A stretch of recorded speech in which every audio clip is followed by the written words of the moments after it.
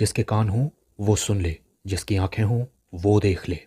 हम उन लोगों के लिए विशेष धन्यवाद देना चाहते हैं जो हमें एसबीआई पे, गूगल पे और पेपलिंक के द्वारा हमारी सेवकाई में बोते हैं। डिस्क्रिप्शन बॉक्स में दिए हुए लिंक से आप भी बो सकते हैं। ये है हमारे 3 चैनल्स और टेलीग्राम पर अब आपको इजराइल से जुड़ी हुई न्यूज मिलेगी और ऐसे वीडियोस जो यूट्यूब पर डाले नहीं जा सकते।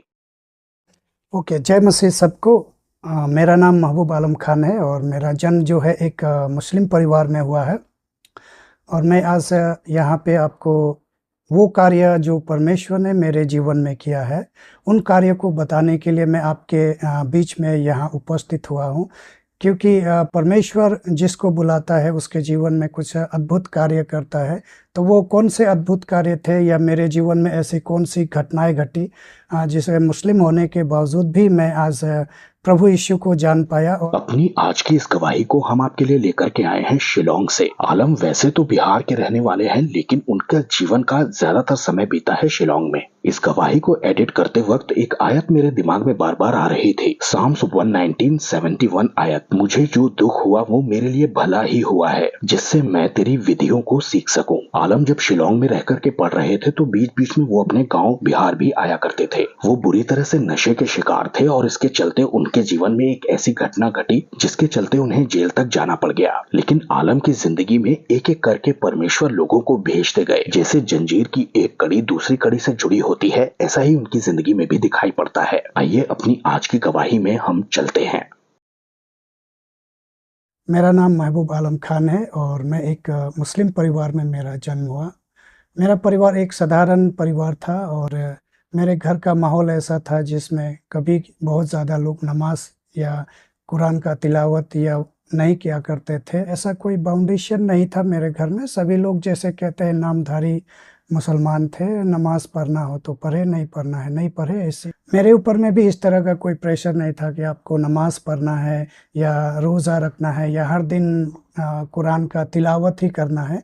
ऐसा मेरे ऊपर में कोई भी बाउंडेशन नहीं था, क्योंकि घर का माहौल भी ऐसा ही था। और मैंने कभी भी अपने घर वालों को भी नहीं देखा था कि मेरे घर वाले 5 वक्त की नमाज़ पढ़ते हो या रोज़ा रखते हो या ऐसा कोई भी जो मुस्लिम धर्म में जो लिखा हुआ है, ऐसा जो नियम का फॉलो करना है, कानून का पालन करना है, ऐसा कुछ भी नहीं था। अगर नमाज़ पढ़ना है तो साल में 2 बार पढ़ा करते थे या सप्ताह में 1 बार जो जुमे का नमाज होता था उसमें वो लोग जाया करते थे। वो भी इच्छा हुआ तो या फिर किसी काम से फुर्सत मिला तो वो लोग जाया करते थे, वरना नहीं जाते थे। तो मेरा जो माहौल था ऐसे ही इसी माहौल में मेरा जन्म हुआ था। और मेरे पिताजी जो थे वो एक सरकारी नौकर थे। और जब मैं कुछ बड़ा हुआ तो 7-8 साल का होगा मैं या उससे कम होगा, तो मेरे पिता जो है मुझे अच्छी शिक्षा देने के लिए अपने साथ में शिलोंग लेकर के गए, क्योंकि वहाँ पे वो एक सरकारी नौकर थे, वहीं पे वो नौकरी किया करते थे, तो मुझे लेकर के गए। एक स्कूल है जिसका नाम है आर्य कन्या विद्यालय। नाम से ऐसे प्रतीत हो रहा होगा कि ये एक लड़कियों का स्कूल है, मगर ऐसा नहीं है। वहाँ पे लड़की और लड़के दोनों पढ़ा करते थे। मैं उसी स्कूल में अपने माता पिता के अधीन में रह कर के पढ़ रहा था। और मैं बहुत अच्छा स्टूडेंट कहूँ कि मैं बहुत अच्छा स्टूडेंट था, ऐसा भी नहीं है। और बहुत बुरा स्टूडेंट था, ये भी कहूँ तो ऐसा भी नहीं है। एक नॉर्मल स्टूडेंट था। मेरा जो रोल नंबर हुआ करता था वो हमेशा 1 से लेकर के 5 के बीच में ही रहा करता था, ना उससे नीचे जाता था ना उससे ऊपर जाता था। और जो स्कूल के शिक्षक थे मुझे बहुत ज़्यादा प्रेम करते थे। प्रेम करने का सबसे बड़ा कारण था कि मैं किसी भी चीज़ को अगर मैं याद कर लेता था, बिना कुछ देखे बडर बडर बडर बडर करके फ्लो में जैसे मैं बोल देता था, इसलिए मेरे शिक्षक लोग मुझे बहुत ज़्यादा प्रेम करते थे। मेरा आचरण भी बहुत अच्छा था शिक्षकों के साथ में। मेरे माता पिता भी मुझसे खुश थे, क्योंकि मैं वो लोग जो चाहते थे जिस प्रकार का स्टडी, मैं उसी प्रकार का स्टडी करता था। जो जिस परिवेश में जिस माहौल में रहा करता था शिलोंग में, वहाँ पे मैं देखा करता था अधिकतर लोग जो है सिगरेट पीते हैं या तंबाकू खाते हैं। मेरे पिताजी भी खुद तंबाकू खाया करते थे। और जब मैं गांव में आता था तो गांव वालों को भी मैं देखता था कि तंबाकू खाते। तो मैंने जो सिगरेट पीने का जो लत शुरू हुआ मेरा, वो जो है डस्टबिन से शुरू हुआ। जो सिगरेट पी करके फेंक दिया करते थे, मैं उसी को उठा करके पी करके देखने के लिए कि ये कैसे लगता है। लोग पी रहे हैं तो एक अंदर में जिज्ञासा उत्पन्न होते है। जब हम कुछ नए चीज़ को देखते हैं तो मेरे अंदर में भी ये जिज्ञासा उत्पन्न है कि इसको पी करके देखते हैं कैसे कैसा लगता है। और मैंने वो सिगरेट पीना शुरू किया। और ये जो शौक़ जो है एक आदत के रूप में कब बदल गया मुझे पता नहीं चला। और जब मैं स्कूल में था तो सभी बच्चे नशा नहीं करते ऐसा भी नहीं था, कुछ लोग नशे करने वाले भी बच्चे थे। तो उनके साथ में मैं सिगरेट के अलावा भी गांजे का इस्तेमाल जो है करने लगा। और हम लोग जो जब हमारा लंच वक्त होता था तो लंच वक्त होते समय हम लोग एक कोने के अंदर में चले जाते थे स्कूल से कुछ दूरी पर। और वहाँ पे जो है गांजा को सिगरेट के अंदर में डाल करके और पीते थे और पी करके आया करते थे। और समय धीरे धीरे जब बीतता चला गया, जब मैं क्लास 5 या 6 में था तो मेरे जीवन में एक बहुत बड़ी दुर्घटना घटी जिसके वजह से मुझे जेल जाना पड़ा। और जेल जाने का कारण ये था कि मेरे घर में मेरे साथ में किसी का विवाद हो गया। और जिससे मेरा विवाद हुआ उसी विवाद के कारण उस आदमी का जो है मृत्यु हो गई। और इसका जो सारा जो इल्ज़ाम था वो मेरे ऊपर ही आ गया। और मेरा इंटेंशन ये नहीं था कि मैं उसको मार डालूं या ऐसा उसके साथ में ऐसा कुछ करूं, पर ये अकस्मात हुआ जो आज तक मैं समझ नहीं पाया कि ये क्यों हुआ। जिस दिन ये मेरे जीवन में घटनाएं घटी उस वक्त मैं स्कूल जाने के लिए घर से तो निकला था, मगर मैं स्कूल तक पहुंचा नहीं। बंक मार करके इधर उधर घूमता रहा। और शाम को नशा फसा करके जब छुट्टी के समय जब होता है 2-3 बजे तो उस वक्त मैं घर पे वापस लौटा। और उसी वक्त नशे में होने के कारण उससे मेरा विवाद हुआ और इस विवाद में उसका डेथ हो गया। और ये सारा एलिगेशन जो है मेरे ऊपर में लगा। और ये वाजिब भी था कि घर में कोई नहीं था, मैं था और वो थे, इसलिए सारा इल्ज़ाम मुझे मेरे ऊपर में लगा। किस कारण से हुआ मैं आज तक इस चीज़ को समझ नहीं पाया, क्योंकि मैं क्रूर इंसान नहीं था। मैं किसी को मार सकने वाला इंसान भी नहीं था या किसी का ऐसे हानि करने वाला भी मैं इंसान नहीं था। पर ये अकस्मात हुआ जो मैं आज उस समय मैं नहीं समझ पाता था, मगर आज मैं समझ पाता हूँ कि ये जो घटनाएं घटी, ये घटना के पीछे जो कहते हैं कि दुष्ट आत्मा है या कोई शैतान का आत्मा है जो हमारे जीवन में प्रवेश करके ये कार्य कराती है, उस वक्त मैं नहीं समझ पाता था। मगर आज प्रभु में आने की वजह से मैं समझ पाता हूँ कि ये घटनाएं केवल और केवल दुष्ट आत्मा से प्रेरित होकर के इंसान करता है।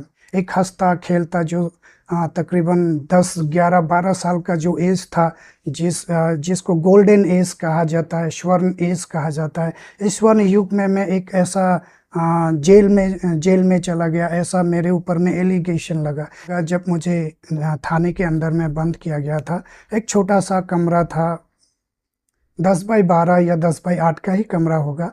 उस कमरे में जब मुझे रखा गया था तो मैं इधर उधर टहलता था और सोचता था कि कौन है जो मुझे इस सारी समस्या से छुटकारा देगा। ये जो गुनाह मैंने किया है, ये जो पाप मेरे जीवन से हुआ, ये अधर्म जो गलतियां मेरे जीवन से हुआ, कौन मुझे इन सारी समस्याओं से छुटकारा देगा।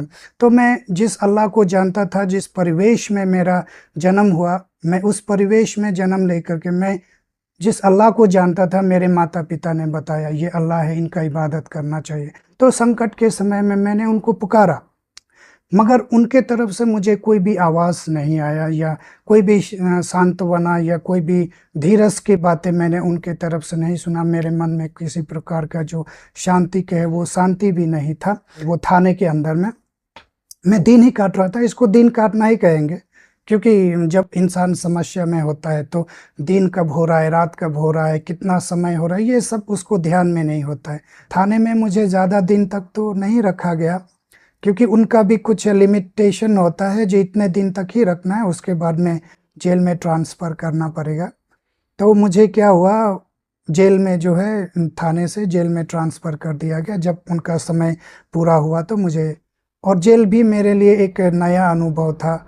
और यहाँ पे एक चीज़ एक बता देता हूँ कि जो जेल में पहले से बंद है उनको पहले से पता होता है कि कौन सा कैदी जेल में आ रहा है और उसके ऊपर में क्या एलिगेशन है, क्या धाराएं उसके ऊपर में लगी है, वो क्या काम करके आया, चोरी करके आया, हत्या करके आया या और भी अब बहुत तरह की बुराइयां होती है जो इंसान करता है, तो उनको पता होता है कि क्या क्या एलिगेशन लगा है। तो ये मेरा अनुभव जो था बहुत गंदा अनुभव है ये जेल जाने का, क्योंकि जेल में जो है वो अच्छे काम नहीं होते हैं। जेल में अधिकतर लोग जो हैं होमोसेक्सुअल करते हैं, क्योंकि बहुत सारे कैदी ऐसे होते हैं जो बहुत दिन से जेल में रहते हैं, तो उनकी जो शारीरिक अभिलाषाएं होती है वो स्त्रियों के साथ में पूरी नहीं होती है, इसलिए पुरुष के साथ में वो लोग पूरा करते हैं। और ये मैंने अपनी आंखों से देखा भी है कि किस तरीके से लोग एक दूसरे का शोषण करते हैं। मैंने देखा है मेरे पास में जो लोग रहा करते थे, रात को मैंने वो चीज़ें महसूस की। तो जब मैं उस जेल के अंदर में गया तो मैं नहीं जानता था कि मुझे किस तरफ जाना है। मुझे एक कंबल दिया गया, एक टूटा-फूटा सा प्लेट दिया गया, एल्युमिनियम का प्लेट था, और मैं जैसे ही अंदर गया तो अंदर के जो लोग थे वो गालियाँ बकने लगे, गंदी-गंदी गालियाँ। तुम ये करके आया, तुम वो करके आया, तुम्हारे साथ में हम ये करेंगे। और मैंने किसी को कुछ नहीं बोला, मैं चुपचाप था और मैं सुन रहा था उन लोगों की बातों को, और मैं नहीं जानता था कि मुझे दाहिने जाना है या बाएँ जाना है। मैं ऐसा कुछ भी समझ नहीं पा रहा था। मगर एक जेल का अधिकारी था तो वो आया और मुझे एक बैरक के अंदर में ले गया ताला खोल करके, और वो बैरक के अंदर में मुझे किया। और जब मैं बैरक के अंदर में गया तो वो लोग और भी चिल्लाने लगे कि तुम ये करके आया। मगर वहाँ पे एक व्यक्ति था, उसका नाम नारायण था शायद, और उसका एक कान जो है कटा हुआ था। उसने मुझे अपने पास में बुलाया, बोला तुम मेरे साथ में रहो, और मैं उसके साथ में रहने लगा। तो उसका एक बेनिफिट ये हुआ कि जो भोजन था वो मुझे अच्छा भोजन मिला करता था, क्योंकि वो लोग खुद जो कैदियों के लिए जो भोजन बनता है उसमें वो लोग काम किया करते थे। उन लोगों का वहाँ पे ड्यूटी था, तो वो लोग जब ड्यूटी ख़त्म करके आते थे तो अपने लिए भोजन जो है अच्छा भोजन बना करके लाते थे। और दूसरी बात, वो लोग थोड़ा दबंग टाइप के थे, उनके ऊपर में भी बड़ी-बड़ी धाराएँ लगी थी, इसलिए सब उनसे डरा करते थे। तो हालाँकि मेरे ऊपर में भी छोटा-मोटा एलिगेशन नहीं था, मेरे ऊपर भी बहुत बड़ा एलिगेशन था, जिसकी वजह से लोग उनके साथ में रहने की वजह से वो लोग मेरे साथ में किसी प्रकार का दुर्व्यवहार नहीं कर पाते थे। और मैं उनके साथ में रहने लगा। और एक चीज़ मुझे हमेशा परेशान करती थी कि मुझे ये जो एलिगेशन मेरे ऊपर में जो लगा है, मैं जो यहाँ जेल तक पहुँचा, अब मुझे यहाँ से कौन निकालेगा? मैं बहुत ज़्यादा परेशान होता था। सभी लोग जेल के अंदर में नॉर्मल जीवन जी रहे थे, मगर मेरा जीवन जो है नॉर्मल जैसा नहीं लग रहा था। मगर फिर भी मजबूरी है, कोई शौक से जेल के अंदर तो जाते नहीं हैं, कुछ ना कुछ एलिगेशन, कुछ ना कुछ गलतियाँ इंसान करता है। और मैंने भी कुछ ऐसी ही गलतियाँ की जिसकी वजह से मुझे वहाँ तक पहुँचना पड़ा। और मैं बहुत छोटा भी था उस वक़्त, 12-13 साल का ही उम्र था, इसलिए मैं परेशानी में था। मेरे माता-पिता थे, मेरे भाई-बहन थे, सभी थे। पर मेरा दिमाग, मेरा दिल जो है उनको कभी भी याद नहीं करता था। मेरे मन में केवल एक ही बात थी, कौन है जो मुझे इन सारी समस्याओं से निकाले? मेरे मन में यही एक सवाल था। मैं जानता था मेरे माता-पिता मुझसे मिलने आते हैं जेल के अंदर में, वो मुझको बोलते हैं तुम घबराना मत, सांत्वना देते हैं, मैं तुमको निकालूँगा। मगर इससे मुझे संतुष्टि नहीं मिलता था कि आप वो लोग मुझे जेल से निकालेंगे। एक बोलेंगे प्यास जो होता है, एक बोझ जो होता है, वो बोझ जो मेरे अंदर में था, मैं उससे छुटकारा पाना चाहता था, ना कि मैं जेल से निकलना चाहता था। मैं जेल से नहीं निकलना चाहता था, मगर मेरे अंदर में जो बोझ था, जो एलिगेशन था, जो हत्या का आरोप था, मैं उन सभी चीज़ों से बाहर निकलना चाहता था और यही सोचा करता उससे कौन निकालेगा। कभी-कभी मैं रात भर सो नहीं पाता था, क्योंकि मेरे जो पाप है, मेरी जो बुराइयाँ है, वो मुझे याद आती थी और मैं सोचा करता था, जब मैं मरूँगा तो कैसे मरूँगा? मेरी जो आत्मा जो है मेरे शरीर से जब निकलेगी, वो कैसे निकलेगी और कितना तकलीफ़ होगा? मैं ऐसा सोचा करता था। जिस दौरान मैं जेल में था, तो जो मेरा नशा था वो जेल के दौरान भी चलता ही रहा, क्योंकि जेल में सभी लोग नशा करते थे, तो मैं भी उन्हीं के बीच में रहा करता था और उन्हीं के साथ में रह कर के नशा और भी जो है ज़्यादा मैं उसमें फँसता चला गया। कुछ दिन बाद जेल में 2-3 लोग आए, जवान लड़के थे, जवान लड़के-लड़कियाँ थी और उनके साथ में एक बूढ़ा व्यक्ति था। वो आए और वो भी संडे का दिन था और वो लोग आ करके गिटार लेकर के कुछ बजा रहे थे, गा रहे थे और एक बूढ़ा व्यक्ति था, वो कुछ बोल रहा था। पर एक चीज़ मैं बताऊँ कि उन लोगों ने जो गाया, जो बोला, मैंने उनका एक बातें भी नहीं सुना, मेरे कान में उनका एक शब्द भी नहीं गया। आज मैं आपको एक श्योरिटी के साथ मैं बता सकता हूँ कि ये क्यों ऐसा हुआ। इसके पीछे सबसे बड़ा कारण है वो दुष्ट का शक्ति, क्योंकि यीशु नाम एक ऐसा नाम है जो अगर वो आपके अंदर में जाता है, कान के द्वारा वो नाम आपके अंदर में उतरता है, तो आपके अंदर में प्योरिटी आती है, आपके अंदर में एक उद्धार आता है, मुक्ति आता है, शांति आता है, छुटकारा आता है। तो शैतान जो है कभी भी नहीं चाहता कि वो सर्वशक्तिमान जो यीशु का नाम है, वो नाम आपके कान से होते हुए, आपके हृदय से होते हुए आपके खून में चला जाए, क्योंकि हमारा पाप जो है हमारे खून में ही वसा रहता है और खून को साफ करने का कोई प्रक्रिया इंसान के पास में नहीं है। ये केवल परमेश्वर ही कर सकता है और कोई भी नहीं कर सकता। इसलिए उसने मेरे कान को पूरे तरीके से बंद कर दिया था। तो उस दिन वो लोग आए, अपने बातों को बताया और चले गए। फिर कुछ दिन बाद फिर से वो लोग वापस आए और उसी तरह का गाना बजाना उन लोगों ने किया। और ऐसा हुआ कि उस दिन भी संडे का ही दिन था। अपने गाना बजाना करने के बाद में, कुछ बोलने के बाद में, सेम ग्रुप था जो पहले आए थे, वही ग्रुप था। उन लोगों ने एक आदमी के लिए प्रार्थना किया। हम लोग कतार में खड़े थे, मेरे बगल में एक लड़का, नेपाली लड़का था, उसके लिए उन्होंने प्रार्थना किया। वो बीमार था, उसने बोला मुझे बुखार है, तो वो लोगों ने उसके लिए प्रार्थना किया। प्रार्थना करते ही वो लोग ने उससे पूछा तुमको कैसा महसूस हो रहा है? इस लड़के ने बोला हमको अच्छा लग रहा है। मैं विश्वास करूं या ना करूं ये मैं नहीं जानता कि मेरे दिल में वो विश्वास आया या नहीं है, पर कुछ हुआ मेरे अंदर में। और जब वो लोग वापस चले गए तो मैं भी जिस रूम में रहा करता था, हम लोगों को भी उस रूम में बंद कर दिया गया। मैं गया, कुछ तो हुआ मेरे अंदर में जिसका आभास मुझे नहीं था। और मैं जिस जगह पे सोया करता था वहाँ पे जा कर के मेरे पास में जो कंबल मुझे दिया गया था, उस कंबल से मैंने शरीर को ढका और उस कंबल के नीचे मैंने जो शब्द बोला था वो आज भी मुझे याद है और मैं ये शब्द कभी भूल नहीं पाऊंगा। मैंने ये किया था, प्रभु मैं पापी हूँ, हे खुदा मैं पापी हूँ, मैंने पाप किया है, तू मेरे गुनाह को, मेरे पाप को क्षमा कर दे। और कितने देर तक मैं कंबल के अंदर था, रिपेंट करते रहा। मैंने क्या क्या बोला ये सब मुझे कुछ भी याद नहीं है। पर कुछ देर बाद, 2 घंटा, 3 घंटा, 4 घंटा बाद ऐसा हुआ, किसी ने मुझे फेंक दिया। और उस दौरान जब मैं कंबल के नीचे था, एक बहुत बड़ी बात ये हुई कि किसी ने मुझे डिस्टर्ब नहीं किया। हालांकि लाइन से लोग सोते थे, बैठे रहते थे और जेल का माहौल तो बहुत ही ये होता है, सभी लोग हंसी मजाक करते हैं, मगर मेरे साथ उस दिन किसी ने भी मुझे डिस्टर्ब नहीं किया। और मैं उस कंबल के नीचे था और अचानक मुझे महसूस हुआ कि किसी ने मुझे ऊपर से नीचे फेंक दिया। और उसके बाद मुझे लगा अभी अभी मैं माँ के गर्भ से निकला हूँ। ये चीज़ मैं एक्सप्लेन नहीं कर सकता। अगर एक छोटा बच्चा जो 2-3 साल का बच्चा हो, अगर वो बोल सके कि तुम्हारा हृदय कैसा है, अगर वो बताए कि मेरा हृदय ऐसा है, वही परफेक्ट उदाहरण होगा। मगर मैं इस चीज़ को एक्सप्रेस नहीं कर सकता कि कैसा मैंने महसूस किया। पर मैंने महसूस ये किया कि मेरा हृदय जो है एकदम शुद्ध और पवित्र है, इसमें कोई भी किसी भी प्रकार का दोष नहीं है। और मैंने उसी दिन परमेश्वर से वादा किया था कि प्रभु यीशु आप मुझे जेल से निकालिए और मैं आपके पीछे चलूँगा। मैंने ये वादा तो किया और परमेश्वर ने अपने वादे को पूरा किया।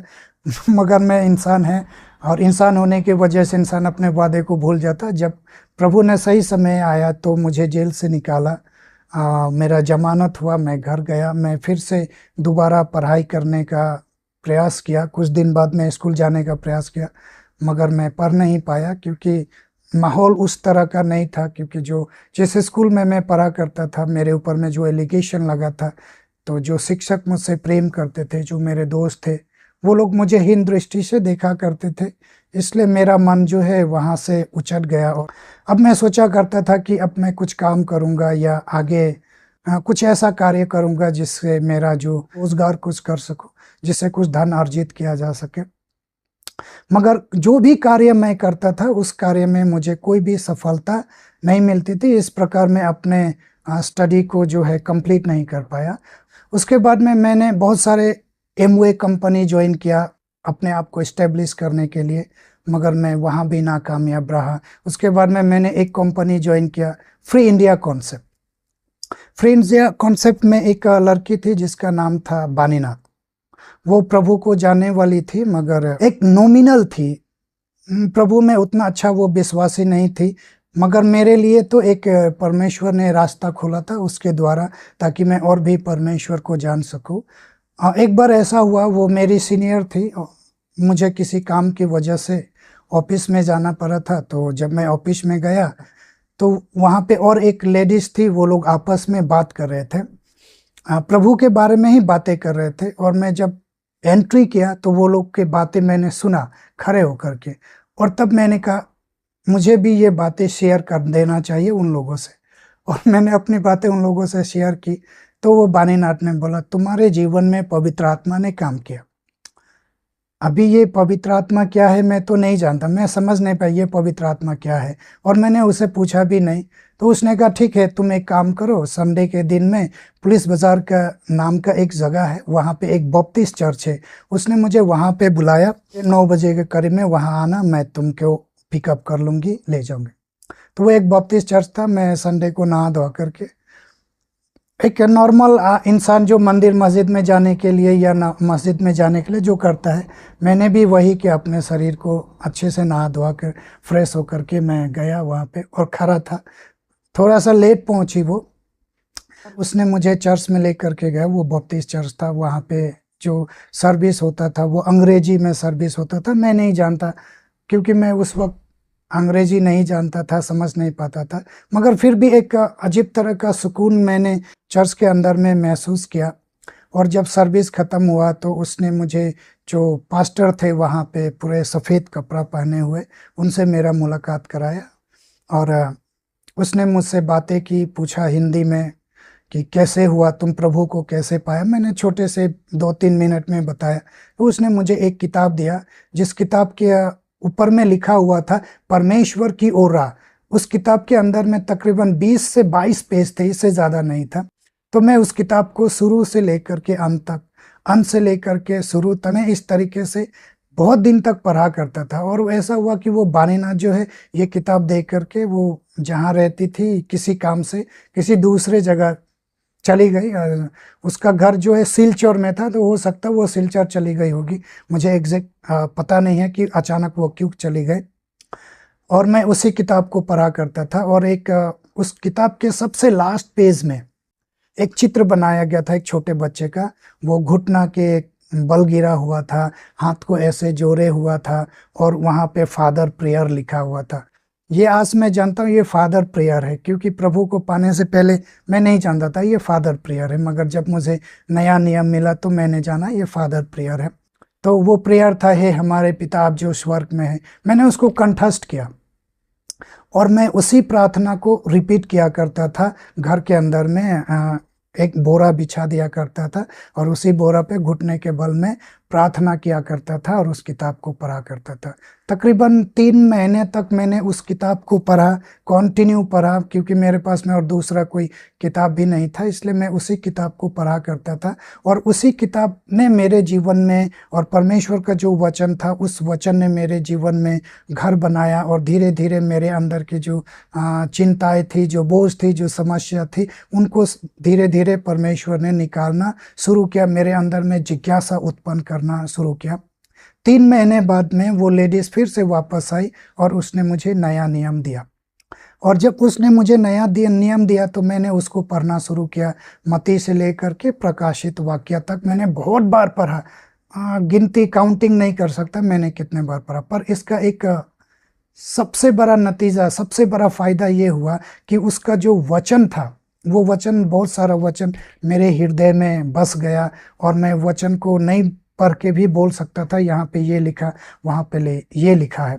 और मेरा एक दोस्त था जिसका नाम कुर्बान अली, हम लोग प्रेम से उसको शेरू शेरू कहा करते थे। मैं उसके साथ में जो वचन मैं पढ़ता था उस वचन को मैं उसके साथ में शेयर करता था। वो एक मुस्लिम था, बंगाली मुस्लिम लड़का था, और हम लोग बहुत अच्छे दोस्त थे।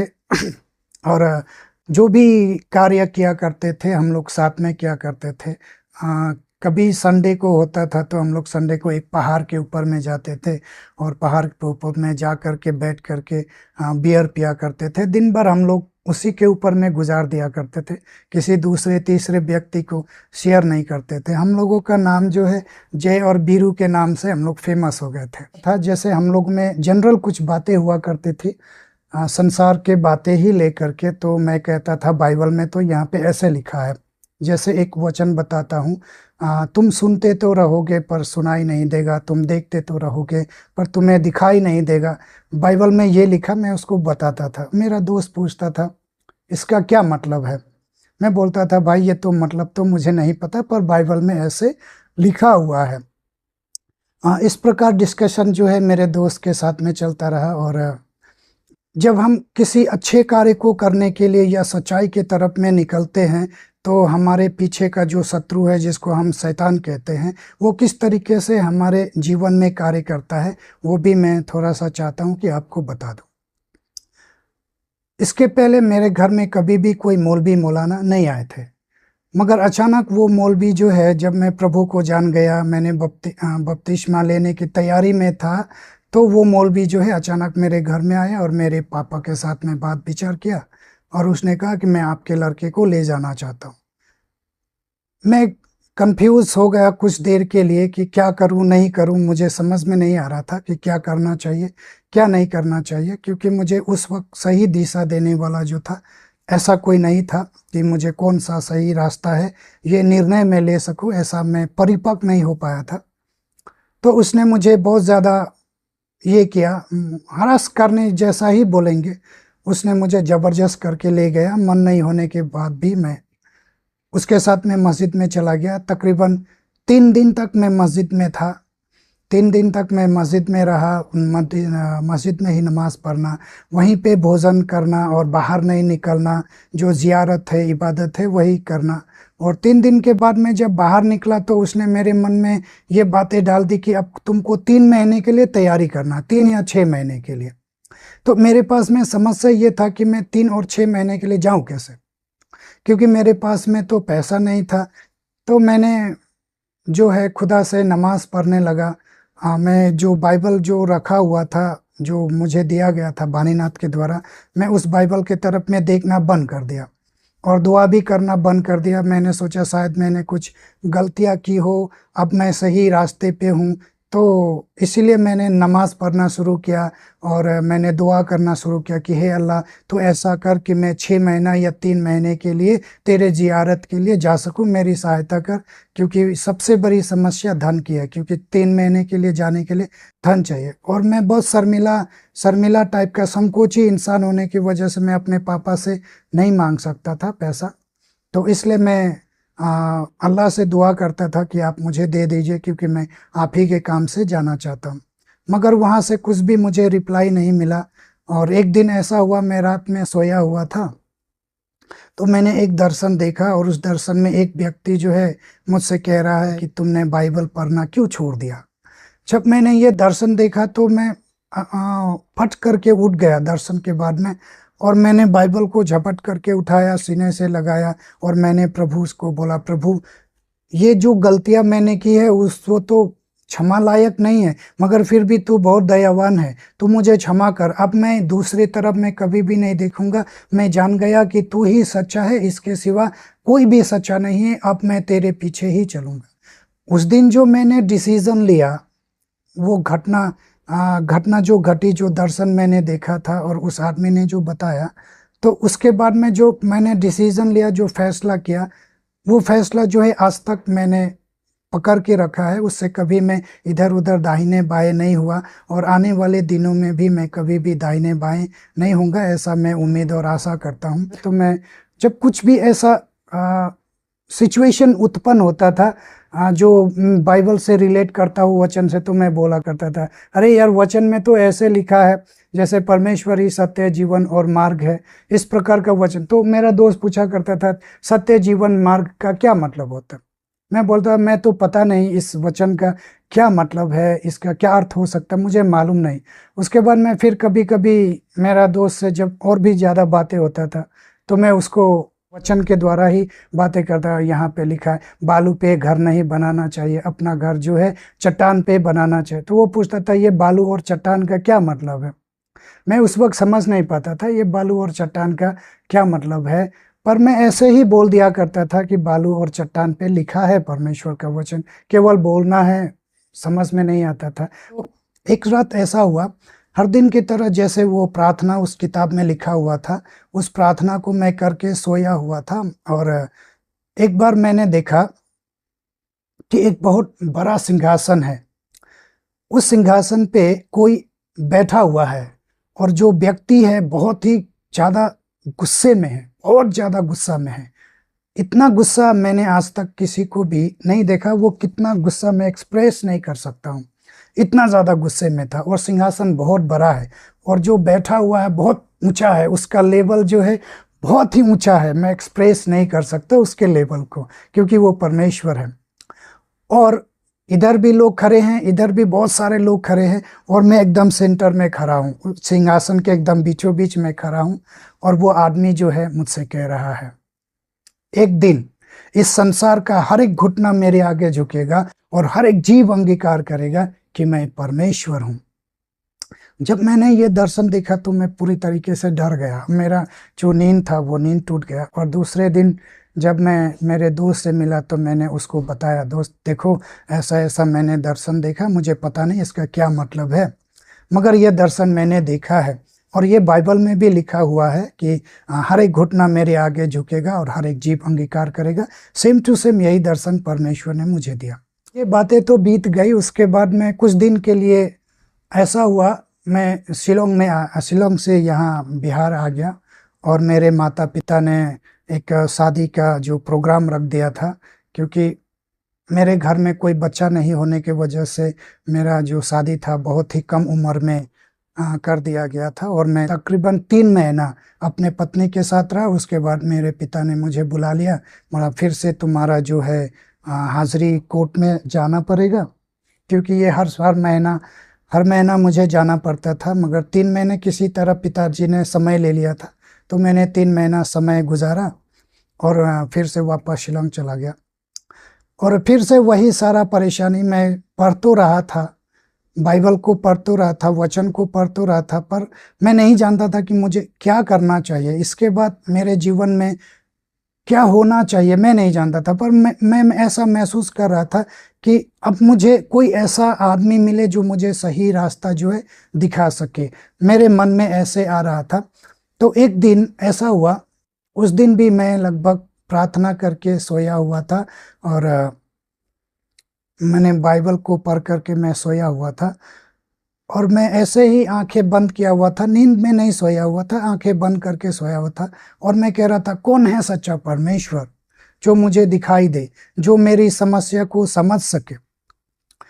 और मैंने सभी जो ईश्वर है, जैसे अल्लाह है, उनको बुलाना शुरू किया, या और भी जो हिंदू भाई लोग के जो देवी देवता है उनको भी मैंने बुलाना शुरू किया, मगर कहीं से भी कोई उत्तर नहीं मिला। मोहम्मद का नाम भी मैंने लिया, मगर मोहम्मद ने भी मेरे किसी सवाल का या किसी भी तरह का कोई सांत्वना नहीं दिया। मगर जब मेरे मुंह से निकला प्रभु यीशु, प्रभु यीशु, तो उसी वक्त मैंने एक छाया जैसा देखा, एक व्यक्ति जो है यहाँ पे खड़ा है और मैं सोचा ये क्या है जो बोलते ही सामने आ जा रहा है। मैं नहीं जानता था कि ये प्रभु यीशु है, क्योंकि बोलते ही प्रभु यीशु सामने में आ रहा है और मैं ये सब कुछ भी समझ नहीं पा रहा था।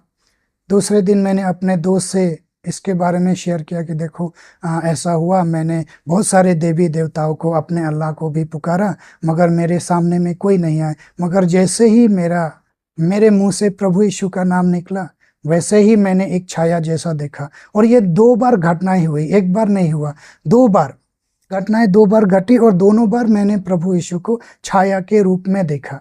फिर भी जीवन ऐसे ही चलता रहा, सामान्य तौर पे मेरा जीवन चलते रहा और मेरे जीवन में कोई परिवर्तन, पूरी तरीके से परिवर्तन नहीं आया था।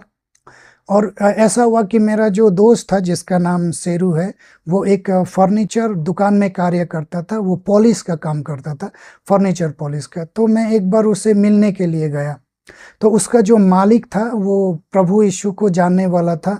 वो भी स्ट्रांग बिलीवर नहीं था, दारू सिगरेट वगैरह सब कुछ वो पिया करता था। जब मुझे पता चला कि ये प्रभु को जानने वाला है, तो मैं अपने दर्शन के बारे में, या मैं जब दुआ करता हूँ, जब बाइबल को पढ़ता हूँ, तो उससे जो एक्सपीरियंस मुझे मिलता है, जो अनुभव मुझे मिलता है, उसको मैं उससे शेयर करता था। तो बहुत बार शेयर करने के बाद में एक बार क्या हुआ, उसने बोला तुम चलो मेरे साथ में। उसने मुझे हाथ पकड़ा, गाड़ी में बैठाया और लेकर के चला गया। और जिस घर में लेकर के गया वो बहुत अच्छा घर था। वहाँ पे जो व्यक्ति बैठा हुआ था उसको देख करके तो मैं ताज्जुब में पड़ गया। ये व्यक्ति यहाँ पे क्या कर रहा है? ये तो अंग्रेज है, और अंग्रेज लोगों का यहाँ पे क्या काम? हम लोग जो सुना करते थे अंग्रेज लोग तो इंडिया में रहने के उस दिन घूमने के लिए आते हैं। ये तो यहाँ पे बैठा हुआ है, बहुत हट्टा कट्टा है, तकरीबन 6.5-7 फीट का चौड़ा इंसान है, आंखें नीली नीली, गोरा चमड़ा। वो लोग ने आपस में बातें किया, और बाद में उसने मुझे पूछा कि तुम कौन हो, कहाँ से आए हो?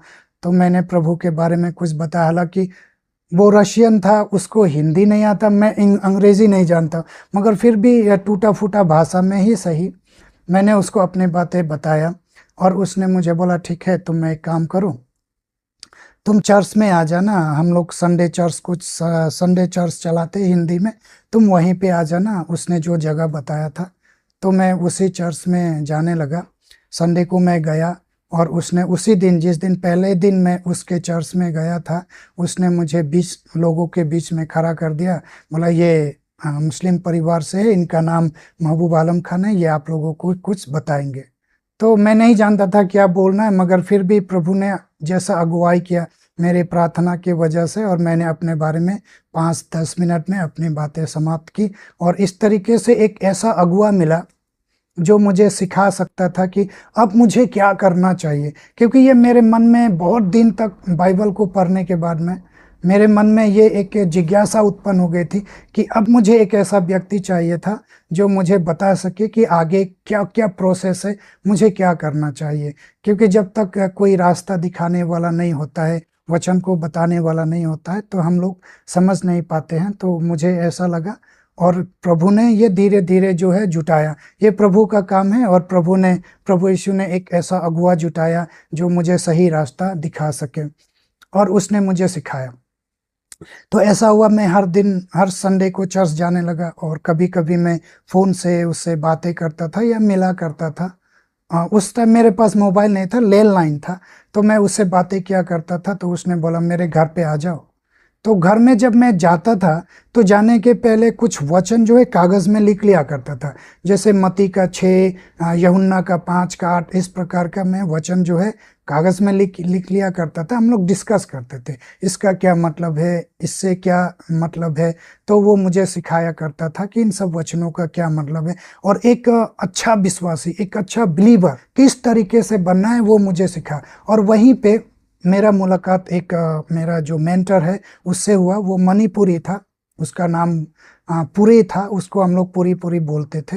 मेरा मुलाकात उससे हुआ, और हम लोग बहुत अच्छा एक दास बने हम लोग दोनों, एक अच्छा दोस्त बने हम लोग। और हम लोग मिल करके उसके साथ में, अनजाने में ही सही, पर मैं उसके साथ में जाने लगा, अलग अलग जगह पे जा करके प्रचार करने लगा। क्योंकि अब मैं धीरे धीरे मैच्योर हो रहा था, परमेश्वर के वचन के तरफ में मैं बढ़ रहा था।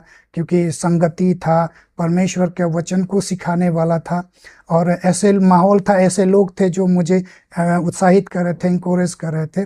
तो इस तरीके से मैं बढ़ रहा था, और उनके साथ में मैं वचन अलग अलग जगह पे जा कर के प्रचार किया करता था अपने बारे में। मैं बहुत दूर तक भी गया था, तकरीबन 200-300 किलोमीटर दूर जा कर के भी मैंने अपनी गवाहियाँ, और परमेश्वर ने किस प्रकार से मेरे जीवन में कार्य किया, मैंने लोगों को बताया था बहुत सारी जगह पे जा कर के।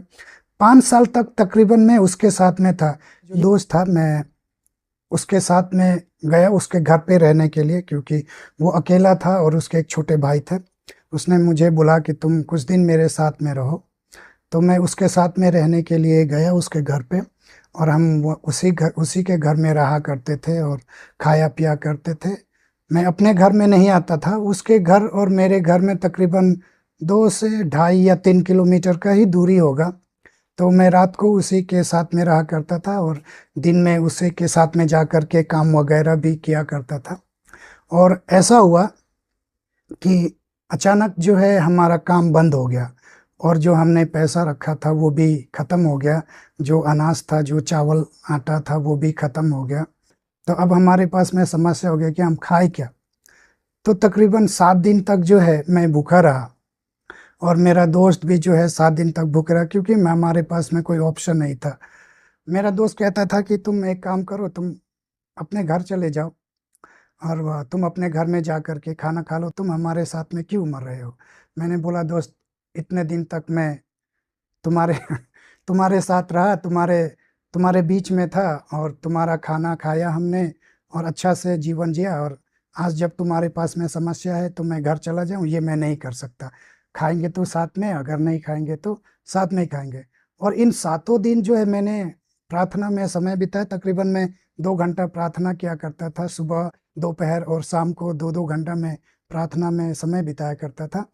और ऐसा हुआ कि एक बार जब 7 दिन बीत गया, अब मेरे मेरे जो रोमा जो दोस्त था मेरा, उसने मुझे फ़ोन करके बुलाया। उसने मुझे एक छोटा-सा मोबाइल गिफ्ट किया था। उस वक़्त उसके पास में एक सैमसंग का छोटा-सा मोबाइल था। उसने उसने मुझे कुछ दिन के लिए इस्तेमाल करने के लिए दिया था गिफ्ट के तौर पे, वो फिर वापस ले लेता। तो उसी मोबाइल पे उसने मुझे फ़ोन किया था कि तुम आ जाओ मेरे घर पे। तो मैं उसके घर गया और मैंने रास्ते में परमेश्वर से प्रार्थना किया, प्रभु आपको पता है जो 7 दिन तक मैं भूखा हूँ, मगर मेरे चेहरे से, मेरे हाव-भाव से उसको पता नहीं होना चाहिए कि मैं भूखा हूँ। और मैं उसके पास में उसके घर गया और उसने मुझे जो फ़ॉर्मेलिटी है चाय-पानी वग़ैरह का, उसने वो सारी फ़ॉर्मेलिटी पूरा की। उसके बाद में वो मेरे ऊपर में बहुत ज़्यादा गुस्सा हो गया कि लोग मेरे पास में पैसे माँगने के लिए आते हैं, लोग मेरा फ़ायदा उठाते हैं। और मैं कुछ नहीं बोल रहा था, चुपचाप सुन रहा था, क्योंकि वो मेरे आत्मिक पिता थे, तो मैं चुपचाप सुना। और जब उसने सारी बातें कहना ख़त्म किया, तो मैंने कहा ठीक है मैं जा रहा हूँ घर। तो उसने बोला नहीं रुक जाओ तुम। और जब मैं जाने लगा तो उसने बुलाया और बुला करके मेरे हाथ में जो है 6,000 रुपये रखे। और 6,000 रुपये मैं लेना नहीं चाहता था, मगर उसने बोला नहीं नहीं, ये परमेश्वर का आशीष है, परमेश्वर ने मुझे विशेष तौर पे बोला है, ये तुमको देने के लिए, हो सकता है ये तुम्हारा ज़रूरत के लिए हो। तो वो पैसे से मैं जो है आटा, दाल, चावल और जो जो खरीदना था मैं खरीद कर लेकर के आया। और इस तरीके से हम लोग, मेरे जो दोस्त हैं, हम लोग ने खाया पिया। ये परमेश्वर का एक आशीष है, एक अनुग्रह है, जो मैंने अपने दोस्त के लिए त्याग किया था। वो त्याग जो है परमेश्वर ने देखा और परमेश्वर ने मुझे आशीष किया। और इन सारी चीज़ों को देख कर के आज मैं, जो मेरा दोस्त था, वो मेरा दोस्त जो है प्रभु में आया, उसको मैंने ग्रहण कराया था। मैंने उसको चर्च में भी लेकर के गया। 2006 में मैंने बपतिस्मा लिया।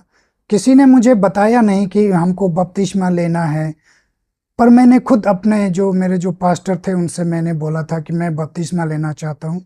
तो उसने पूछा अब तुम क्यों बपतिस्मा लेना चाहते हो। तो मैंने बाइबल में पढ़ा था कि प्रभु ने खुद बपतिस्मा लिया है। तो मैंने उनको बताया कि देखिए प्रभु ने तो खुद बपतिस्मा लिया, तो मुझे बपतिस्मा लेने में क्या रोक है, मैं भी तो लेना चाहता हूँ, क्योंकि मैं भी प्रभु में बढ़ चुका और बढ़ना भी चाहता हूँ, और प्रभु का ये आदेश है।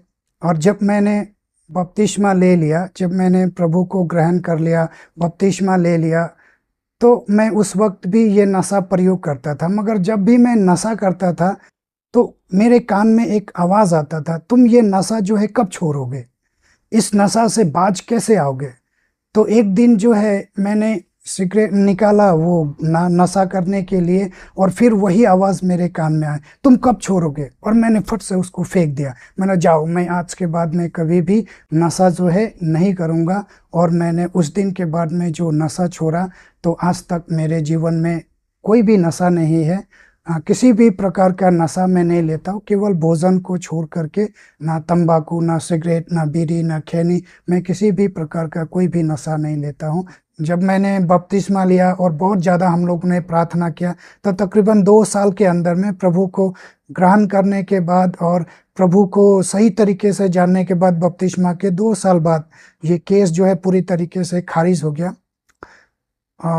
कोई भी जो गवाह जो है नहीं मिला, कोई सबूत नहीं मिला और मेरा केस जो है खारिज हो गया। उसका कागज़ वगैरह मुझे मिल गया था। ये प्रभु के तरफ से हुआ।